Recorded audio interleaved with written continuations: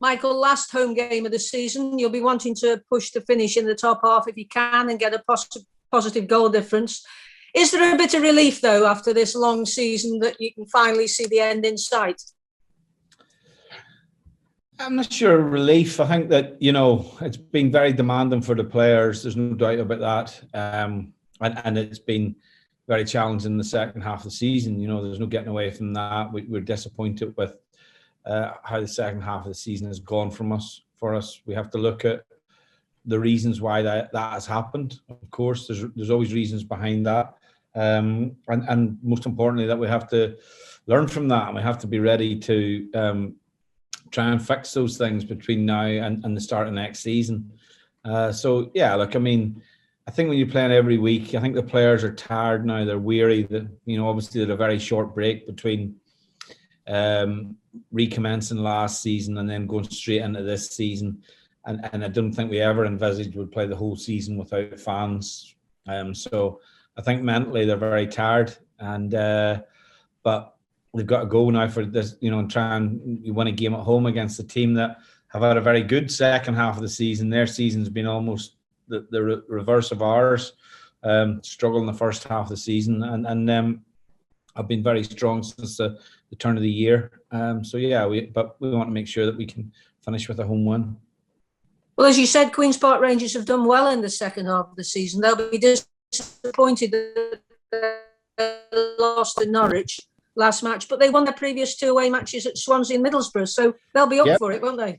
Yeah, they've seemed to have found form in the second half of the season. I think there's a bit of that was probably adapting to the championship for some players. They look at Lyndon Dykes, for example, coming down from Scotland and this first season of the championship. I think Stefan Johansson has been a big plus for them.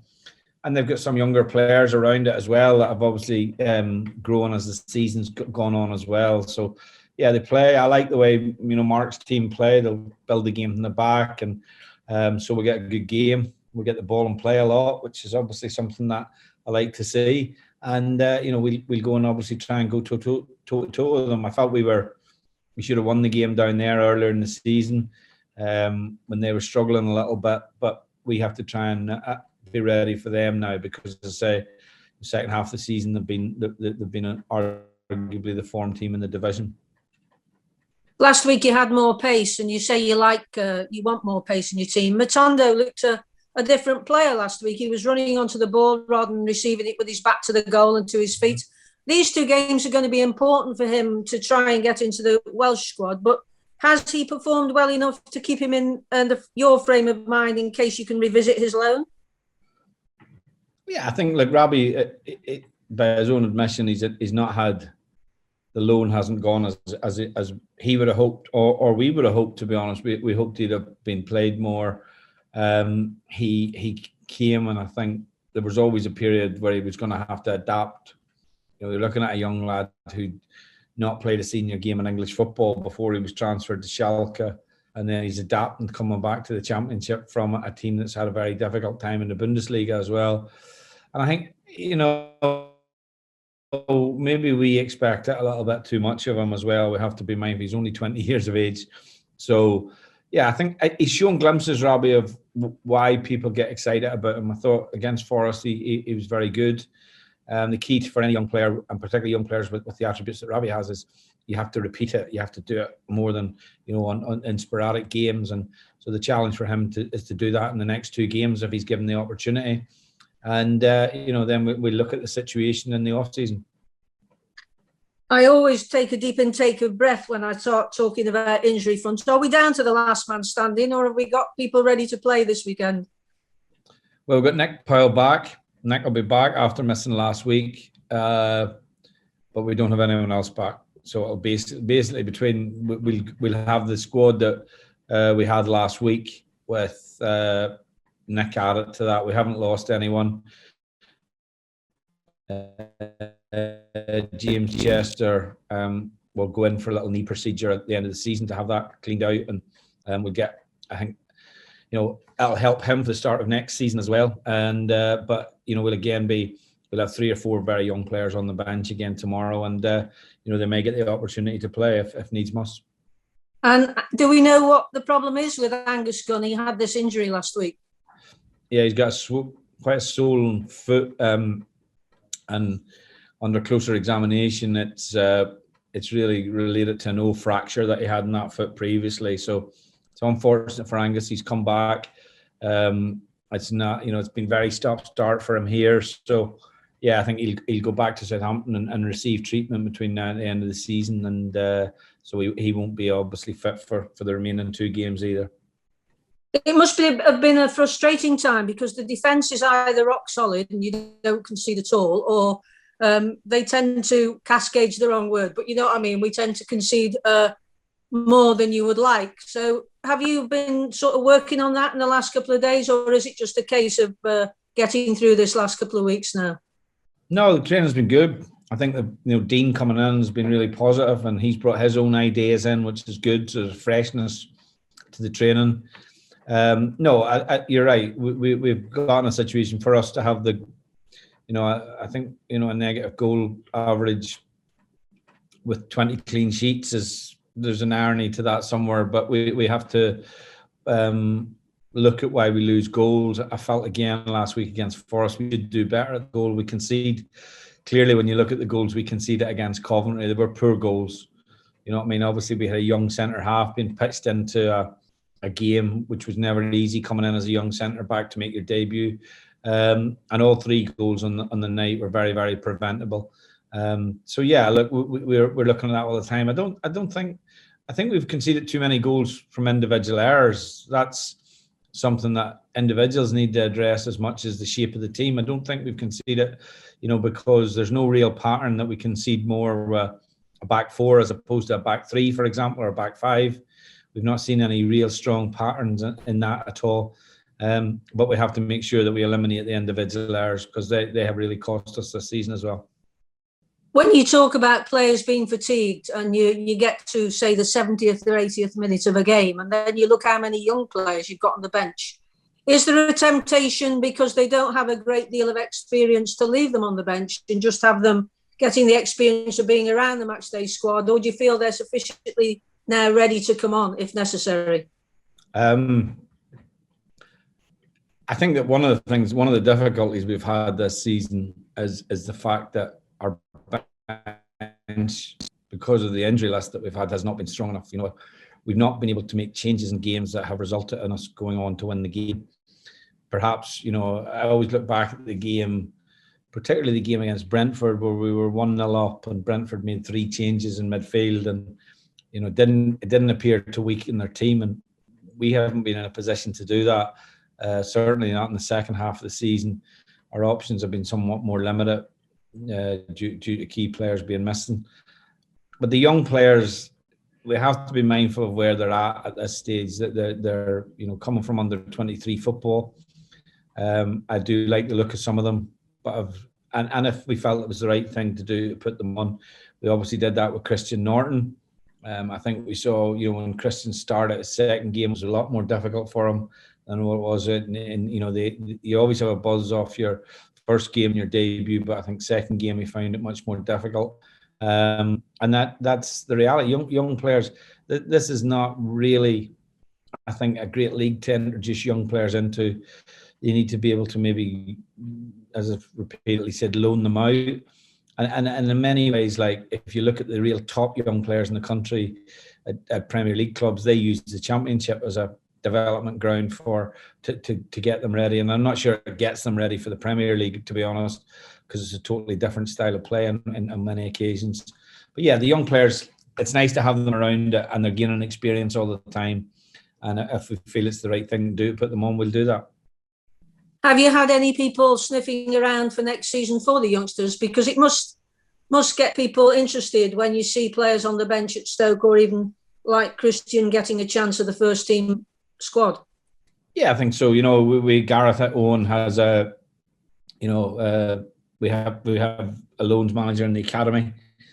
They manage that quite well. They're quite strategic in how they do that, and that's important. We'll have a discussion. We'll meet with that before the end of the season. It's important for all the young players, whether they've been on the bench, that we have quite a definitive pathway for them, because I felt when I came to the club that we had too many players that had played too long at under 23 level. The likes of possibly like Jake Dunwoody, I think, was a good example of that. And we're not really helping the player either in that situation. You know, there comes a point where the player probably, you know, between the ages of 18 and 20, we should have a clear picture of where that player is and where we see him. But there's always late developers in there as well. But I think the loan tells you as much as anything else, because you're taking a player out of his natural environment.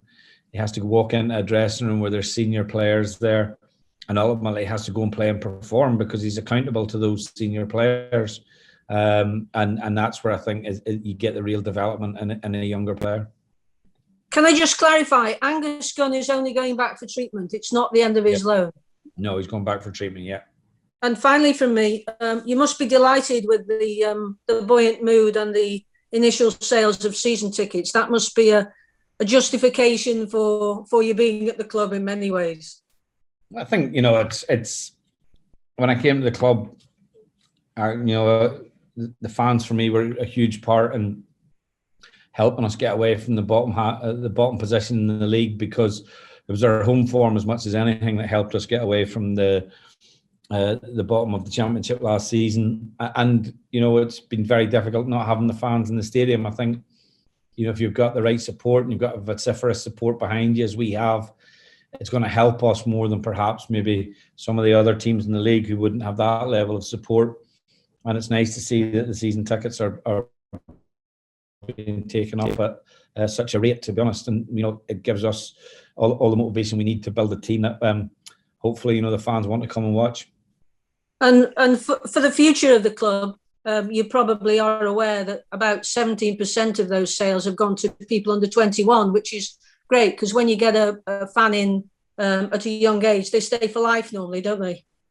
They do, yeah, they do. And that's very important. You know, I know how important Stoke City is to the city in terms of, you know, what the football club means to the city and the area.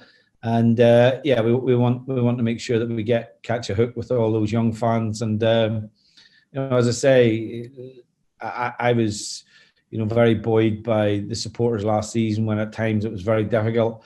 There was games where you felt it was going to be difficult to get away from the bottom position, but it was great when we managed to do that.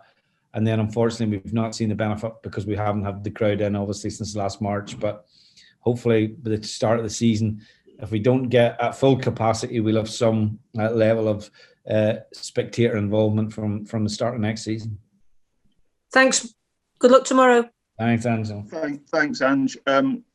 George now. Sorry, George, I sent you the wrong code. I do apologise. So okay. Fire away, George.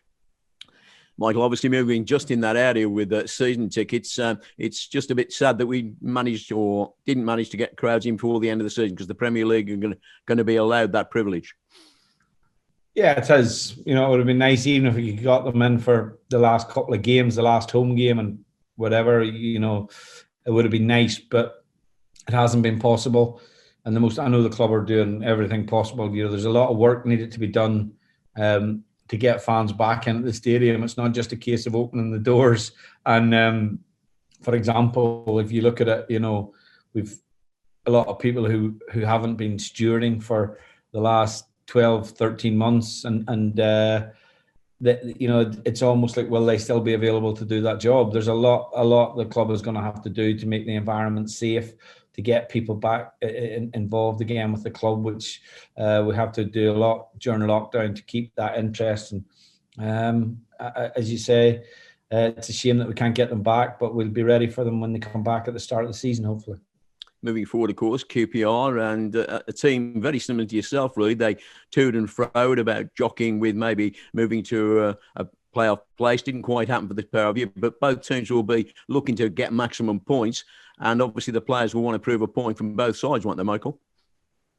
Yeah, I mean, they've had a little bit of a reverse from what we've had. The second half of the season has been very strong for them. I think since the turn of the year, they're in a top 4 position in the league. So that gives you an indication of, you know, the progress that they've made. I think first half they struggled and it was difficult for them. And they've made, you know, 1 or 2 good signings. I think 1 or 2 of their players have probably adapted to the Championship more. You know, the likes of Johansson and Charlie Austin have been big pluses for them. Good senior players, good professionals that not only bring quality, but probably raise standards as well around the club. And that's, what we will face. We'll face a team who are in a good run of form, but that's what we want. The last 2 games will be tough games against QPR and Bournemouth, and we've got to be ready to play. In recent weeks, Michael, you've had games where you've probably had a game of 2 halves, to coin the phrase, so to speak, but you need to get beyond that, don't you? Because sometimes you've not capitalised on the possession you've had in certain halves of the 90 minutes or plus, and you need to do that, and you've been a little bit critical of that. Is that something that's in your mind tomorrow, that you really need to get on the front foot right away against the QPR side? You say that, yeah, you have to. A little bit of retraining form. When we look back, particularly with the second half of the season, I think there's a lot of games in there where we're disappointed with the result, because I don't think that's always been aligned to the performance. And we have to be more clinical. We know that. We have to be, when we are dominant in games, you have to try and get ahead and turn that advantage. Psychologically, it's a big thing for teams when you go ahead in those situations. And that's something that we're learning from as well as a team. I don't, think that in many, we've had too many performances where there's been a huge difference between the first half and the second half. Sometimes I think it's perceived as that because you don't hammer home your dominance in the first half, and that's been a pattern. And we've maybe not got to the level in the second half, but and that's possibly cost us in games as well. But we have to make sure, as I say, that we're ready for a tough challenge tomorrow against a team that has obviously been in good form, not only and got some very, very good results against some very good teams in the second half of the season. Excuse me, are you looking to possibly change positions in terms of your starting 11? Are you looking towards that, or you obviously want to put the strongest side out to win the game? No, we'll pick the strongest team that we believe can win the game. And looking ahead to next season, I suppose, really, you've got things in place, Michael. I know you can't reveal too much at this moment in time, but certainly that's something you will have to look at, recruitment, numbers, because numbers going to be play a big part in squad situations, aren't it? Yeah, look, the transfer window, you're never not working on recruitment. It's an annual thing. It's not something that you just do between the month of January and the month of July. There's an ongoing process.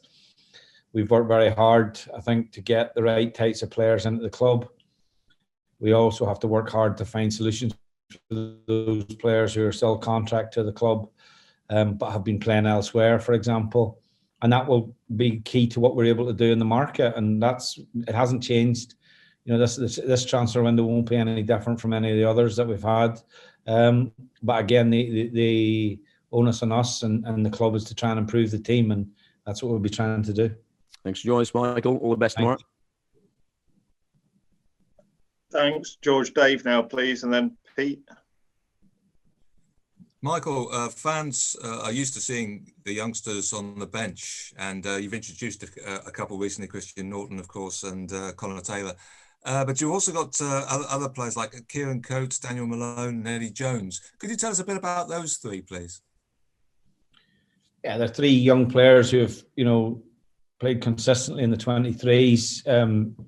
Kieran Coates is a young, energetic fullback, can play as a wing back as well, and very competitive, good energy and good legs on that side.